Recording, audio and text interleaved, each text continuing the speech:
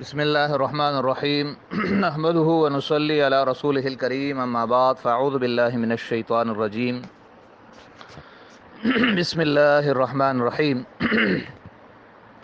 محترم سامعین، آج کے سوگ میں بہشتی زیور غسل کے مسائل میں مسئلہ نمبر 7 سے 12 تک پڑھیں گے۔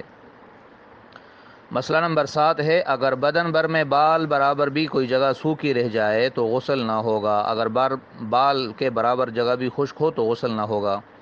اسی طرح اگر غسل کرتے وقت کلی کرنا بھول گئی یا ناک میں پانی نہیں ڈالا تو بھی غسل نہیں ہوا، کیونکہ یہ تینوں فرائض ہیں۔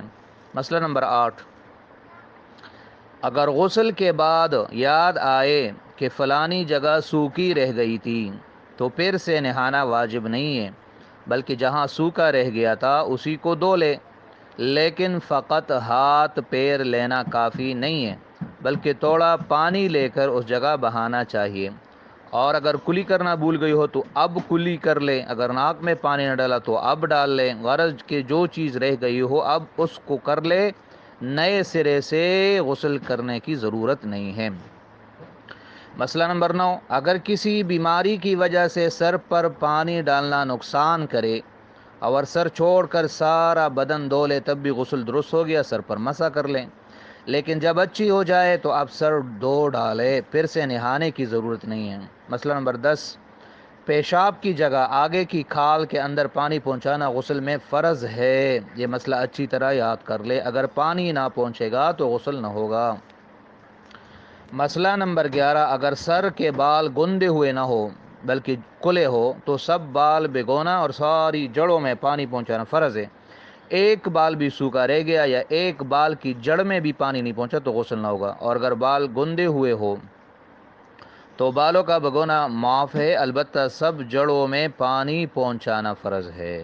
جس کو یہ مسئلہ یاد رکھو، سب جڑوں میں پانی پہنچانا فرض ہے، ایک جڑ بھی سوکھی نہ رہنے پائے۔ اگر بے کولے سب جڑوں میں پانی نہ پہنچ سکے تو کول ڈالے اور بالوں کو بھی آسان اور بے غبار مسئلہ یہ ہے کہ بس بالوں کو کھول لے اور اچھی طرح جڑوں سمیت اس کو بھگو لے تاکہ کوئی شک نہ رہے۔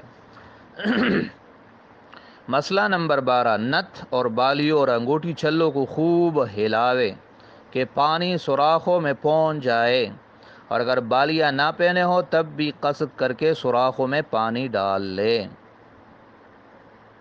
ایسا نہ ہو کہ پانی نہ پہنچے اور غسل صحیح نہ ہو۔ البتہ اگر انگوٹھی چھلے ڈھیلے ہو کہ بے ہلائے بھی پانی پہنچ جائے تو ہلانا واجب نہیں ہے، لیکن ہلانا پھر بھی مستحب رہے گا۔ باقی انشاءاللہ اگلے سبق میں پڑھیں گے۔